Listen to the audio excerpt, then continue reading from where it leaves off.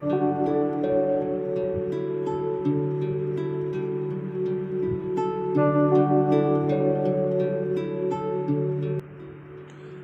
and welcome to Before Exams. Here we help you to prepare for your competitive examinations. Subscribe to our channel so that whenever we post the content about your exam, you get the notification about it.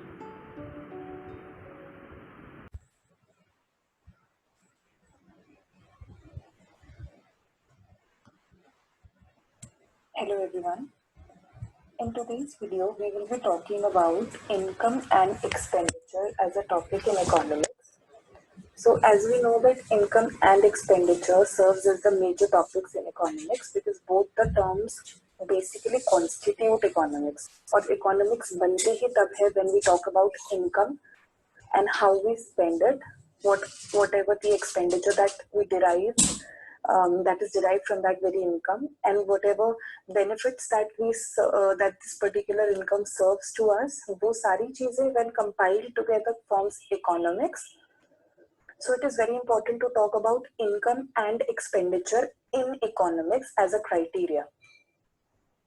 So जब भी बात income की आती है and expenditure की आती है तो there is this term called budget which is very important क्योंकि budget is a financial plan जो कि बताता है that how the expected income and expenditure over a certain period of time is sort of used, how it is expected to be used, and किस तरीके से इसका usage जो है हम करते हैं, कितना पैसा हमारे पास है, उसे कहाँ पे हमें इन्वेस्ट करना है, कहाँ पे स्पेंड करना है, हमारी कितनी इनकम है. So all that financial plan is basically a budget.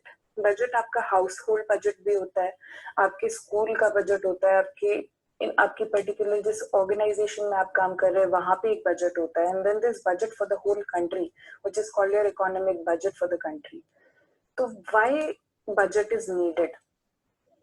तो जब भी इस बारे में बात होती है तो ये कहना गलत नहीं होगा that budget is needed to make sure that money is available to cover all the costs. यहाँ पे कॉस्ट का मतलब क्या है? Cost is nothing but the खर्चा that you witness in any of the field, be it your economic cost, आपकी अगर country की बात कर रहे हैं तो, या फिर आपके घर का खर्चा, तो ये house hold cost. It is also needed to reduce the very risk of impulse buying. What is the meaning of impulse buying? Impulse का मतलब है when you take decisions on the basis of spontaneity, when you spontaneously buy something. Market गए थे 10,000 का सामान खरीदने, लेकर आए 20,000 का. So that becomes your impulse buying.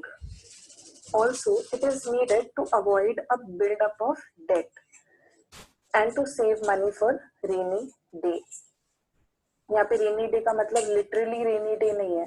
Rainy day का मतलब है कंटिंजेंसीज, कि हम मनी इसलिए भी बचाते हैं ताकि फ्यूचर में कोई ऐसी कंटिंजेंसी हो तो हम उस पर्टिकुलर पैसे का उपयोग सही जगह पर कर पाए. It is also needed to avoid buildup of debt. हमारे ऊपर खर्चा बढ़ता चला जा रहा है. सो क्यों बढ़ता चला जा रहा है? Because of our spending habits. We are not appropriately spending the money that we have. The income and expenditure ratio is not balanced. So that is your buildup of debt. तो इसे avoid करने के लिए भी we need it. Now, moving on. What is income?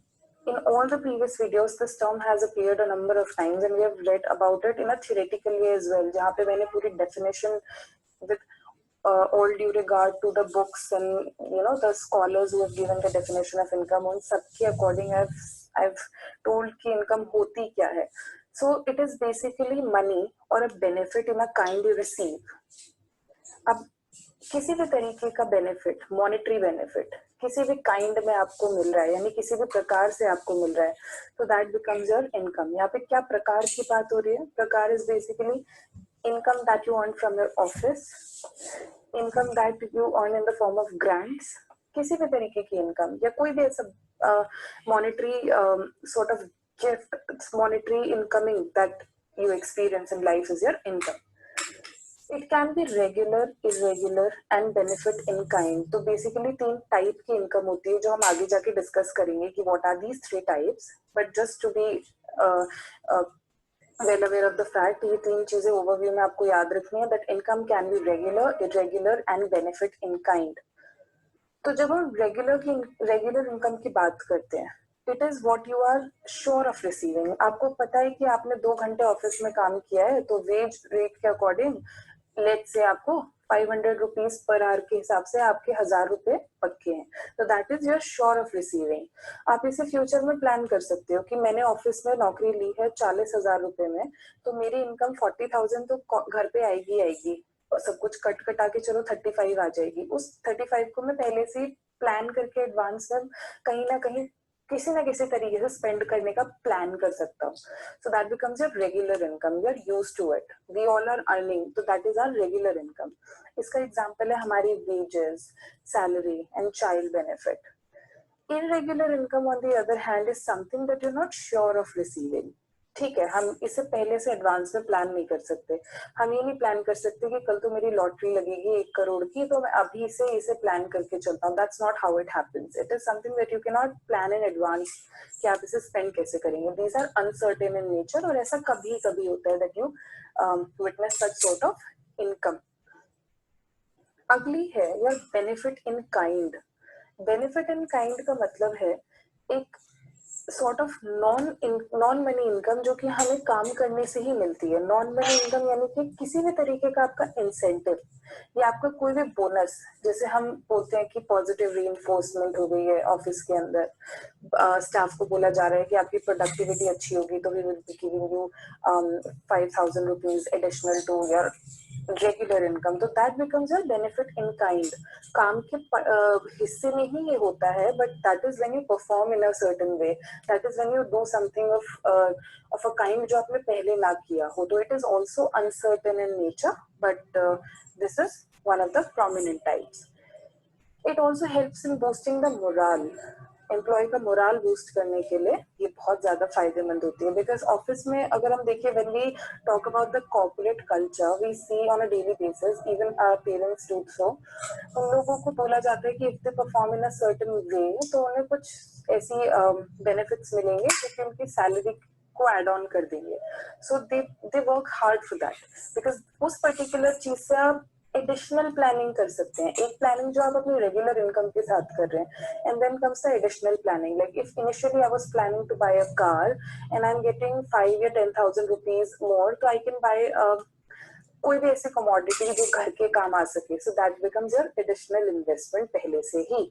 So they are of certain types, like wages could be a prominent example. Then salary. Salary is the regular income that one receives from doing a job and according to the time spent at it. So these are your wages and salaries. Okay. Moving on. We have certain types of employee income as well. तो ये कुछ type हैं जो कि income किस किस तरीके की होती है। Like when we talk about employee income, तो हम क्या बोल सकते हैं कि ये किस तरीके की होती है। तो there are all these types of employ income. सबसे पहले आती है हमारी टाइम रेट इनकम। बहुत इंपॉर्टेंट है your time rate income. Time rate का मतलब है getting paid per hours work. जैसे मैंने 4 घंटे काम किया, मेरा वर्क आवर जो रेट था that was pre decided, pre determined, और मुझे बताया गया था जिस ऑफिस में मैं काम कर रही हूँ that you will be getting ₹600 per hour. सो यहाँ पे आई वर्क फॉर 4 hours, तो मैं क्या कर सकती हूँ, I can easily pre determine the particular amount, that time rate amount, जो कि मैंने पहले ही इंसेंटिव के बेस से निकाल लिए कि अच्छा चलो मैं अगर 5 घंटे पढ़ूंगी तो 5 घंटे काम करूंगी तो इतना होगा, 4 घंटे काम करूंगी तो इतना होगा। So this is something for which you are paid per as according to the hours you work for the particular entity. Then comes a piece rate. Piece rate is basically getting paid per number of products that are produced. So it is as per the number of products that are produced. Unit base भी बोल सकते हैं। इसका एक example होता है the unit rate. तो piece rate जो है वो इतना common यहाँ पर नहीं होता इंडिया के अंदर, but it is also a system. Piece rate system basically ये भी बोल सकते हैं कि वेज सिस्टम का ही एक पार्ट है। इसमें बोल दिया जाता है कि आपने इतना यूनिट आउटपुट निकाला तो you will be getting this much amount, और ये पहले से ही फिक्स होता है। तो जितना भी वेज जो है अर्न करेगा वो वर्कर, वो इस फॉर्मूला को देख के निकाला जा सकता है कि कितना आउटपुट है उसका या कुछ भी है। तो इसका एक एग्जांपल भी ले सकते हैं कि जैसे आपने अपनी रेगुलर इनकम अर्निंग्स को आपने नंबर ऑफ आवर्स से डिवाइड कर दिया, तो आपका आर्ली रेट आ गया। अब उसी पर्टिकुलर आवर को आप ये भी देख सकते हैं कि अगर मैं इस महीने इतने घंटे काम करूंगा तो आपका रेगुलर पे रेट आ गया। ठीक है, आर्ली रेट आपने आर्ली रेट निकाल लिया अपना 400 रुपए, और आपने एक सेट गोल बना लिया कि ठीक है इस हफ्ते 40 घंटे काम करना है। तो आपका जो क्या था आर रेट था, उसे आपने अपने प्लान्ड आवर्स से मल्टीप्लाई कर लिया, तो आपका क्या आ गया, पीस रेट आ गया। आपकी आउटपुट पहले से ही निकल गई कि आपको कितना काम करना है। Okay, then we have our commission. Commission तो एक बहुत ज्यादा फेमिलियर टर्म है, डे टू डे बेसिस पे भी come across this. It is nothing but the additional income that is calculated as a percentage of sales. Additional income, ये बात याद रखना, AI एडिशनल इनकम। एक एग्जांपल ले सकते हैं इसका। लेट्स से एक लड़की है, she earns 5% commission on every euro worth of clothes she sales. Euro नहीं, चलो इंडियन रुपीज में लेके चलते हैं। तो she earns 5% commission on every INR worth of cloth she sales. तो अगर वो 200 INR सर्च कर रही सेल कर रही है, 200 रुपीज की सेलिंग कर रही है, तो शी इज गॉटन 5% कमीशन। तो कितना होगा उसका total commission? That is simple, 5/100 into 200, जितना भी उसका वो डिसाइड किया। ठीक है, तो जो भी निकलेगा that becomes the commission. Commission मैं दोबारा रिपीट करती हूँ, it is an additional income calculated as a percentage of sales. हमने ये टर्मिनोलॉजी बहुत ज्यादा ऑफिस वर्क कल्चर के अंदर सुनी है कि अगर आप 1 लाख की सेल कराते हैं तो you will be getting 10% commission, यानी उस सेल के ऊपर जो 10% है वो आपको आपकी इनकम में ऐड होकर मिलेगा, दैट बिकम्स योर कमीशन।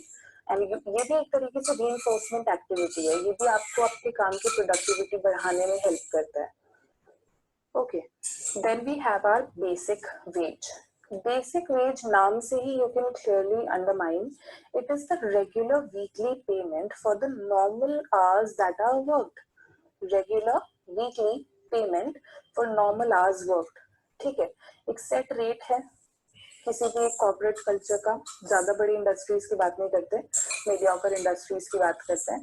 पहले से ही प्रेडिटर्मिन रेट बना लिया है दैट फॉर एग्जांपल 10 रुपए 30 घंटे, या फिर 10 रुपए 1 घंटा, 30 घंटे आपने काम किए, हो गए 300 रुपए।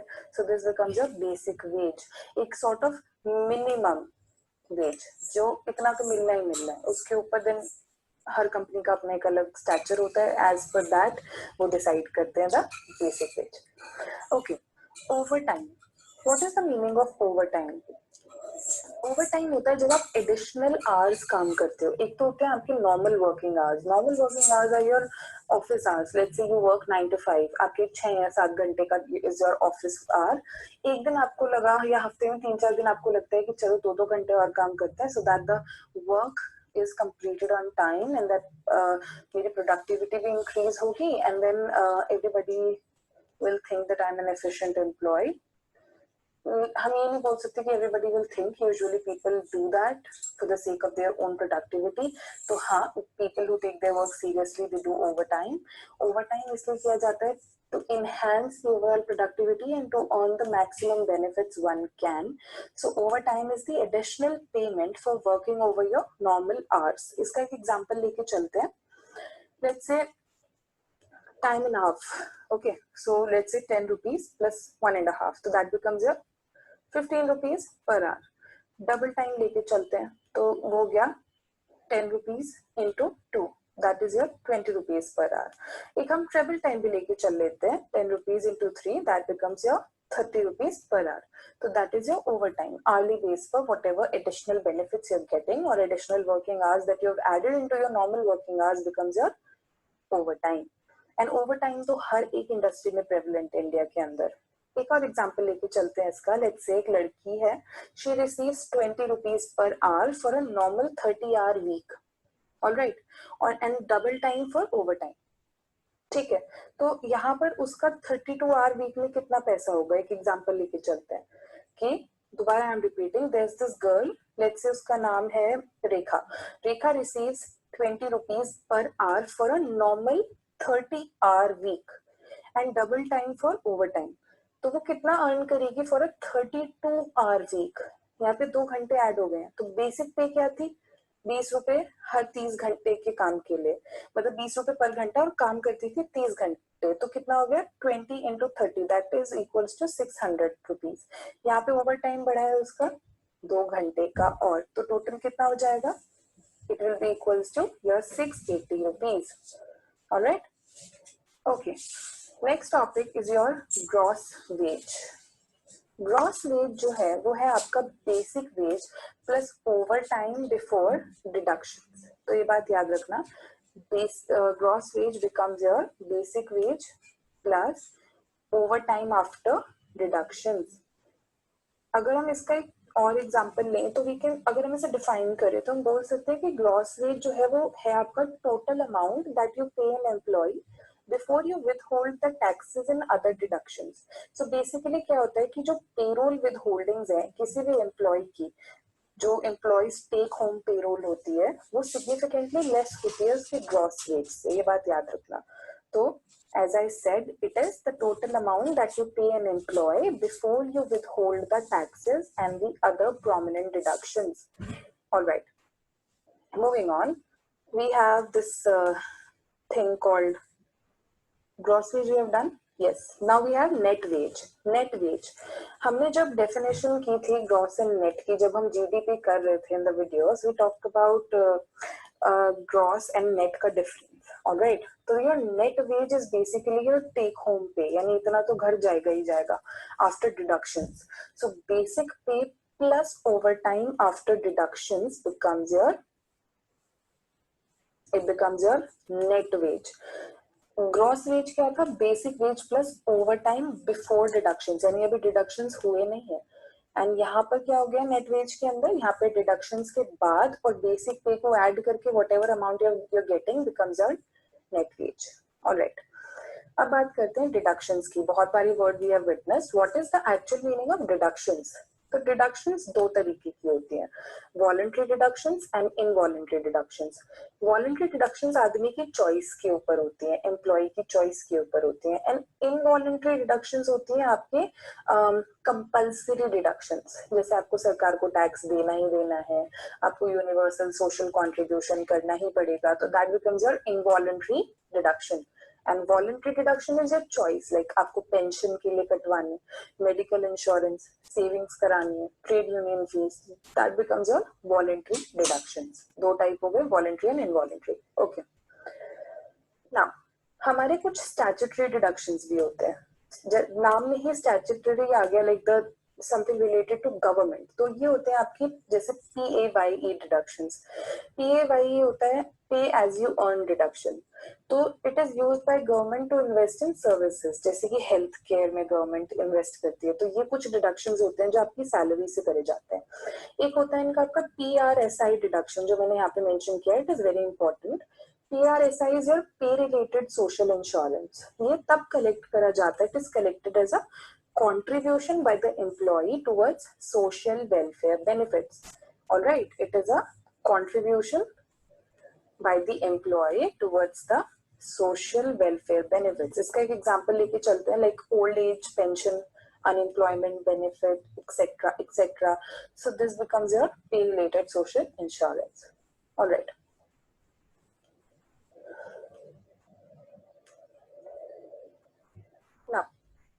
Now we will move on to the next topic, that is your expenditure. Expenditure is a very important topic. Income का पूरी डिटेल आपने ले ली, अब हम बात करेंगे एक्सपेंडिचर एंड इकोनॉमिक्स की, कि होता क्या है एक्सपेंडिचर। जब इनकम है तो एक्सपेंडिचर होगी, सब लोग, हाँ एक हद तक you can invest, but there's definitely a need to spend on few things that are your basic life needs, and अलग voluntary and involuntary needs होती हैं आपकी। So what is an expenditure? पहले I will define it a bit and then we will move on to these. Okay. An expenditure represents a payment with either cash or credit to purchase the goods and services in the market. All right, it represents a payment with either cash or credit to purchase the various goods and services. An expenditure is certainly recorded at a single point in time. उस time को हम बोल सकते हैं the time of purchase, compared to an expense which is allocated or accrued over a period of time. Okay, तो ये जो है हमारी बात हुई एक्सपेंडिचर की. तो to record the occurrence of an expenditure, and a particular person who is taking care of it must show the evidence of the transaction occurring. तो ये तो तरीका है कि how we talk about it. अब expenditure और expense में भी फर्क होता है. एक्सपेंडिचर और एक्सपेंस में स्लाइड से डिफरेंस होता है. Expenditure is the total purchase price of a good और सर्विस. फॉर एग्जाम्पल, एक कंपनी खरीद रही है 10 मिलियन पीस ऑफ इक्विपमेंट. ठीक है, एस्टिमेट उन्होंने लगाया उसका कि 5 साल तक ये चलेगा. तो इसे हम बोल सकते हैं कि ये उन्होंने 10 मिलियन का कैपिटल एक्सपेंडिचर कर दिया है. Expense, on the other hand, is the amount that is recorded as an offset to revenues or income on a company's income statement. अब यही वाला example, the same 10 million piece of equipment with a 5-year life has a depreciation expense of 2 million each year. ठीक है, तो ये जो हर साल का डेप्रिसिएशन यहाँ पे लग गया है, that becomes your expense over the same expenditure that you have taken. लगाई तो थी कैपिटल इन्वेस्टमेंट में, बट उसकी मेंटेनेंस में भी तो खर्चा होगा, तो दैट वेरी खर्चा here becomes your expense, and it is the only difference between expenditure and expense. Alright, अब एक्सपेंडिचर के भी सर्टेन टाइप्स होते हैं जो हमने यहाँ पे मेंशन किए हुए हैं, so we will study about them in detail एक एक करके. सबसे पहले तो हम बात करते हैं कि एक्सपेंडिचर के प्रोमिनेंट 3 टाइप्स क्या होते हैं. ठीक है, वो मैंने यहीं पे लिखे हैं. Fixed, irregular and discretionary are the prominent 3 types of expenditure. Okay, अब फिक्स्ड एक्सपेंडिचर का मतलब है spending money on goods and services regularly, that it is an amount that does not vary. आप अपने घर में, you can take an example, you can take example in your office का expenditure. अब एक एग्जांपल लेके चलते हैं, जैसे हमारे सन्ड्री एक्सपेंसेस होते हैं. ओके, हमें हमें प्रिंटर के लिए A4 साइज शीट्स चाहिए, तो कितनी शीट्स आएंगी कंपनी के, अगर हम बोले कि प्रिंटिंग कॉस्ट जो आएगी कितनी आएगी, तो वो शीट्स तो हर महीने चाहिए, वरना काम कैसे होगा ऑफिस का. तो these are certain fixed expense, वो तो होगा ही होगा. इलेक्ट्रिसिटी का बिल है, जाना ही जाना है, so these are the fixed expenses और द एक्सपेंडिचर. इसी में there is one example called irregular. Irregular में होता है आपका spending money on goods and services regularly, but जो अमाउंट आप स्पेंड कर रहे हो that may vary from time to time. आज हमें खरीदना था सामान, तो वो लेट्स से 1 लाख रुपए की कॉस्ट पे मिला, और हमें अगले महीने भी खरीदना है, बट उस टाइम शायद 80,000 का मिले या शायद 1,20,000 का मिले. तो यहाँ पे जो कॉस्ट है वो वेरी कर जाती है, अमाउंट बेसिकली. फिर आता है हमारा discretionary expenditure. It is spending money on things we want but we do not need. ठीक है, तो this is your discretion, whether you want to buy it और you don't want to buy it. आप खरीद लेते हो, that's a different matter all together, but you certainly don't need it. ठीक है, अब कुछ एग्जांपल कर सकते हैं हम फिक्स्ड, इरेगुलर और डिस्क्रिशनरी के. जैसे कि हम फिक्स्ड की बात करें तो रेंट है, रेंट तो जाएगा ही जाएगा, मॉर्टगेज लगना ही लगना है, इंश्योरेंस जाएगा ही जाएगा, तो that becomes your fixed expenditure. Irregular expenditure, phone के बिल, ग्रोसरीज, क्लोथ्स. आज फोन का बिल 10,000 का आया है, अगले महीने 5,000 का हो सकता है, उससे अगले महीने शायद आए ही ना, तो दे वैरी. ग्रोसरी बिल्स हमें पता है दे वैरी. देन हमारे क्लोथ बिल्स, ये कुछ इरेगुलर एक्सपेंडिचर्स होते हैं. Then we have the discretionary expenditures, जैसे कि प्रेजेंट्स हो गए, हॉलीडेज हो गई, एंटरटेनमेंट, मैगजीन्स, ये सारी चीजें आती हैं आपके एक्सपेंडिचर में, डिस्क्रिशनरी एक्सपेंडिचर में. यू पे for that but you don't really need it. Okay, another most important and prominent example is your current expenditure. Current expenditure is the spending money on day-to-day items. ठीक है, like I need this today, I'm spending on it, like your newspaper. ठीक है, your grocery products, then e-tables, ये सारे आपके current expenditures हैं, you pay on them on a daily basis. Then comes your capital expenditure. Capital का मतलब है when you spend money on durable items for long term use. अभी तो you have spent on them, but they have a long run वाली capacity, like you spend on car, you spend on household machinery, then you spend on let's say washing machine, so these things have a long term usage durability. Another is your opportunity cost. It is certainly the item that we do without when we have to make a choice between 2 or more actions. ठीक है, हमारे पास दो choices हैं, choice A choice B, pen लूं या pencil लूं। तो for the time being I need pen, so I can avoid pencil, right? So that becomes my opportunity cost. Pencil खरीदने से बच गई, पेन से यूज कर लिया, अपॉर्चुनिटी कॉस्ट। जैसे कि आपके पास 50 रुपए स्पेंड करने के लिए, या तो आप एक कहीं पे कोई गेम खेलने जा सकते हो, या फिर आप गेम देखने जा सकते हो, या फिर आप वीडियो गेम खरीद सकते हो। तो आपको क्या डिसीजन होगा, या तो आप वीडियो गेम खरीद लोगे या उस टाइम पे टिकट लेके गेम देखने चले जाओगे। That becomes your opportunity cost. Okay, हमने बिल्कुल बिगिनिंग में बात की थी इम्पल्स बाइंग की। इम्पल्स बाइंग जो मैंने बोला था that we will discuss it at a later stage. Impulse buying होती है when you buy products without thinking before. ठीक है, आप गए थे 1 या 2 हजार रुपए की शॉपिंग करने, and you went there and you spent 10,000 rupees in the heat of the moment without thinking. So the decision that you took was impulse decision. So that becomes your impulse buying. एक आती है, there's this topic called false economy. False economy होता है जब हम कुछ खरीदते हैं because it is cheap, but long run में हमें वो ज्यादा कॉस्ट हमें बेयर करनी पड़ती है। इसका एक एग्जांपल लेके चलते हैं that we have taken in, we have seen in our daily lives when we buy second hand cars or motorcycles. So for the time being we buy them to save the money. हम 50,000 में 1 लाख रुपए में second hand चीजें खरीद लेते हैं, but हम उन्हें कितने दिन चला पाते हैं? 6, 7, 8 महीने। उसके बाद जो मेंटेनेंस पे उनके खर्चा होता है वो उस कॉस्ट को भी डबल कर देता है जो हमारी पहले आई थी। तो that is your false economy. Okay, तो false economy is also a topic that is a negative or a drawback. Okay, अब हम बात करते हैं नेट कैश की। नेट कैश होता क्या है? नेट का मतलब ही हमने पता करा था बिगिनिंग में। नेट होता है, net cash is your total income minus your total expenditure. This is your net cash. बस ये आपको याद रखना है that net cash is your total income minus total expenditure. So what ever the amount that you come across becomes your net cash. फिर आता है हमारा ओपनिंग कैश। ठीक है, हमें एक मंथ की बिगिनिंग में हमारे पास कितना मनी अवेलेबल है वो हमारी होती है opening cash, which is brought forward from the previous month, जैसे मनी इन द बैंक। तो that becomes your opening cash. Closing cash, on the other hand, is your money that is left over at the end of the month. हमारा सारा खर्चा सब कुछ होके, सब कुछ खत्म होके, then there we are left with certain amount, तो वो हमारा बन जाता है क्लोजिंग कैश। वो हमारा सरप्लस हो, डेफिसिट हो, हमारी एक छोटी मोटी अमाउंट जो बच जाती है, तो उसका भी एक फॉर्मूला है which is your net cash plus your opening cash becomes your closing cash. Okay, so these were the topics related to expenditure. Now, expenditure के बारे में let's talk about one more thing. हम certain types of expenditure की बात करते हैं in accounting. ठीक है, तो there are certain types of expenditure in accounting. जैसे हमारा capital expenditure. तो एक कंपनी जो है वो कैपिटल एक्सपेंडिचर कब इनकर करती है? जब वो एसेट परचेज करती है, और वो एसेट जो है they have a useful life.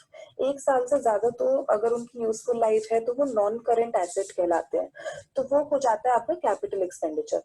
And in many cases it may be a significant business expansion और an acquisition of a new asset with the hope of generating more revenues in the long run. तो हर एक ऐसा asset therefore requires a substantial amount of initial investment, and it also requires continuous maintenance after that to keep it fully functional. So this is your capital expenditure. एक और example है revenue expenditure, जो हमने पढ़ा भी है books में। Revenue expenditure तब होता है जब एक कंपनी को मनी स्पेंड करनी है on a short term benefit, तो वो short term benefit is for less than 1 year. और ऐसे एक्सपेंडिचर टिपिकली होते हैं ऑनगोइंग ऑपरेशंस में, जब हमें फंड की जरूरत होती है, जैसे कि हमें राइट्स लेने के लिए लास्ट मोमेंट पे कुछ खर्च करना पड़ गया, तो that becomes your revenue expenditure. अब आता है हमारा third one, that is your deferred revenue. Deferred revenue expenditure जो है वो एडवांस पेमेंट को बोलते हैं, जो कि हमने गुड्स एंड सर्विसेज के लिए की है। सो this is an advance form of prepaid expense. Alright. और ये अरेंजमेंट यूजुअली एक एग्रीमेंट होता है जो कि कंपनी रिसीव करती है फॉर अ सर्विस और a goods in the future, but it pays for the goods and services in advance, so this becomes a deferred revenue. सो ये थे हमारे कुछ important concepts about the income and expenditure in economics. Also, I shall give one basic overview to what we studied till now.